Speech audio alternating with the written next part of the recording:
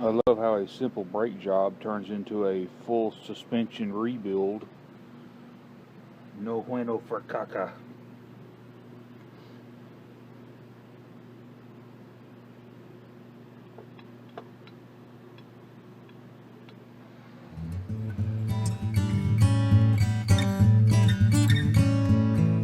Hey, good afternoon, More Medic 1. Today we're going to be replacing the upper control arm on this 1-ton Chevy truck.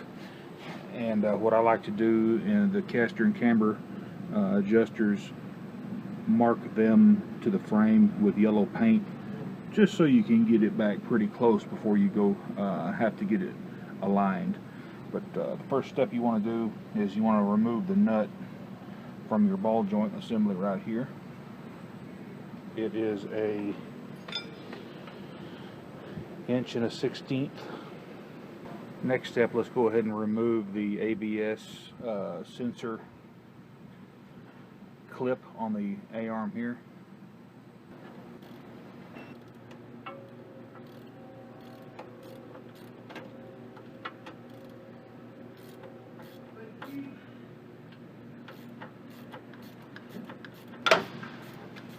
Wait, hold it.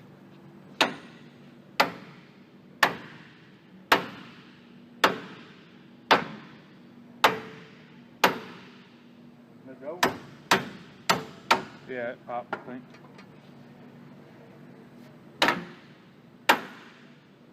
There he went. Gracias, amigo. Next thing you want to do is use a pickle fork and knock your ball joint loose right here. Go ahead and remove the bolt on both sides of your upper control arm. They're 13/16 or 21 millimeter.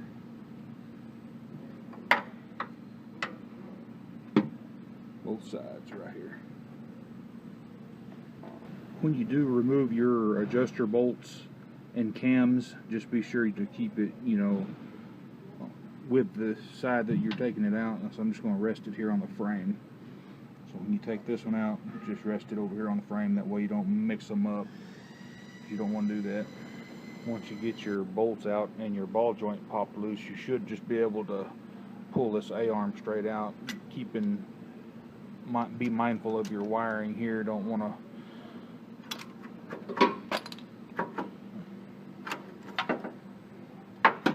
mess up any of that wiring.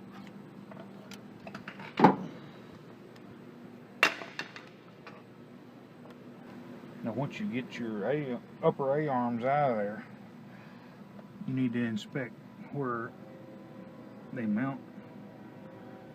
Right here has already been knocked out. From the factory, they don't knock out these slots so you can do the adjustment. Thank goodness these are already been modified. Go ahead and slide your new A-arm in place.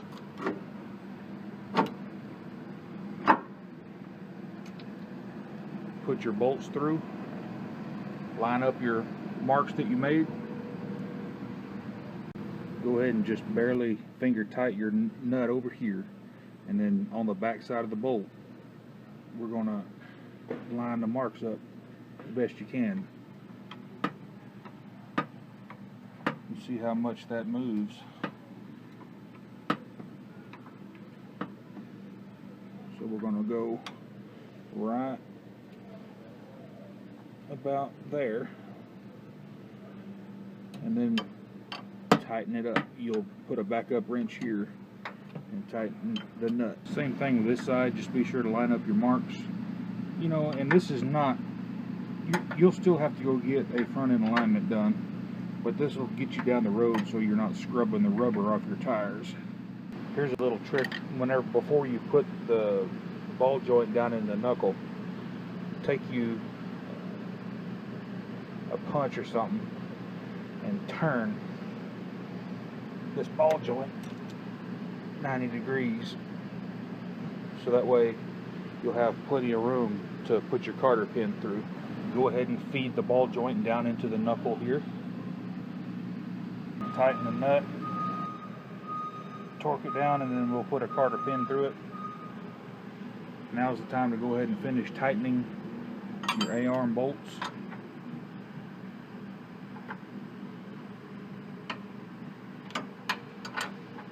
Just get them both sides tightened down even.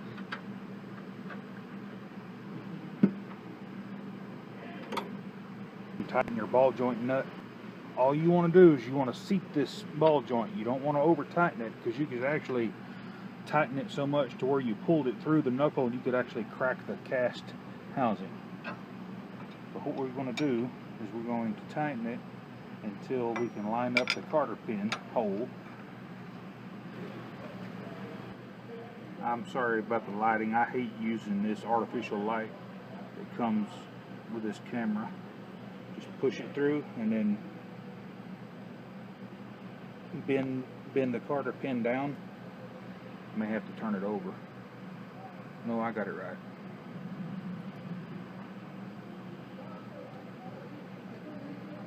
I just can't do it by hand. I can by hand. Just bend it down so it doesn't come out. Install your grease fitting. Get it tight. Go ahead and get your ABS clip bracket put back. My compadre is getting the rotor ready to be put back on. He's doing new rotors, bearings, and seals. And once we get it all put back together, we'll go for a test drive.